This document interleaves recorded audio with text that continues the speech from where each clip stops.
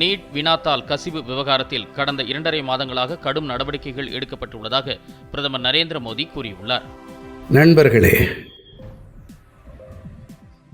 எனக்கு நல்லா தெரியும். அதாவது பேப்பர் லீக்குங்கிறது இது ஒன்றும் சாதாரணமாக கடந்து போகிற விஷயம் இல்லை. லட்சக்கணக்கான மாணவர்கள் அப்புறம் அவங்களுடைய பெற்றவர்களை பொறுத்தவரை ரொம்பவே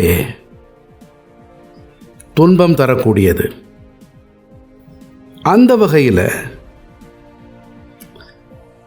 பேப்பர் லீக் சம்பவத்துக்கு பிறகு இதுவரை 2.5 மாதங்களில் பல சிறப்பு நடவடிக்கைகள் மேற்கொள்ளப்பட்டிருக்கு. குற்றவாளிகள் பிடிக்கப்பட்டிருக்காங்க, சிறையில் அடைக்கப்பட்டிருக்காங்க. ஆனால் இங்கே ரொம்ப முக்கியமான கவனம் என்னன்னா,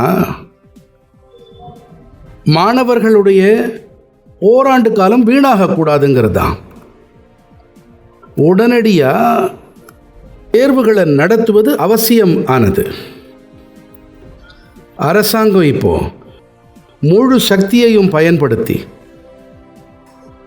மிக குறைவான நேரத்தில் சுமார் 22 லட்சம் மாணவர்களுடைய தேர்வுகள் நடக்க முழு ஏற்பாடுகளையும் செஞ்சுது.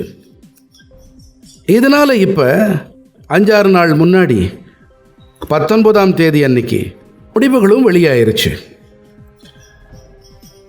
மேலும் தேசம் நெடுகவும் தேர்வான மாணவர்கள் தொடர்பான மகிழ்ச்சி பற்றியும் கேள்விப்படுறோம். ஆனால் நாங்கள் அதோடு மட்டுமே நிறைவடையக்கூடிய மனிதர்கள் இல்லை. அந்த வகையில் நான் இன்னைக்கு ஃபாஸ்ட் ட்ராக் நீதிமன்றத்துக்காக துறைகளுக்கு அறிவுறுத்தி இருக்கேன். இன்னைக்கு துறைகள் தொடர் முயற்சிகள் செஞ்சு நடுராத்திரி எனக்கு வரைவையும் அளித்தாங்க. ஃபாஸ்ட் ட்ராக் நீதிமன்றம் மற்றும் தீவிரமான தண்டனை ஷரத்துக்களுடன் கூடிய இந்த மசோதா மீது அமைச்சரவையில் விவாதம் நடக்கும். அமைச்சரவை சகாக்களோட ஆலோசனைகளுக்கு பிறகு அதற்கு நிறைவான வடிவம் கொடுக்கப்படும். மேலும் திங்கட்கிழமை முதல் நாடாளுமன்றத்துடைய 2வது வாரம் தொடங்க இருக்கிறது. அப்போது மிக விரைவாக அந்த மசோதாவை அவையில் நிறைவேற்றி வைக்க முயற்சிகள் மேற்கொள்ளப்படும். தேசிய கௌரவம் அவமதிப்பு தடுப்பு சட்ட திருத்த மசோதாவை மத்திய உள்துறை இணையமைச்சர் நித்யானந்த ராய் மாநிலங்களவையில் தாக்கல் செய்தார்.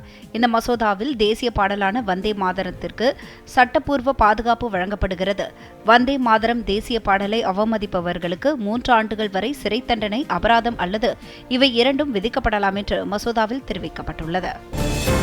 சிறார்கள் வாகனம் ஓட்டி விபத்து ஏற்பட்டால் பெற்றோர்கள் மீது வழக்குகள் பதிவு செய்யப்பட்டுள்ளதாக சென்னை மாநகர காவல் ஆணையர் அமல்ராஜ் தெரிவித்துள்ளார்.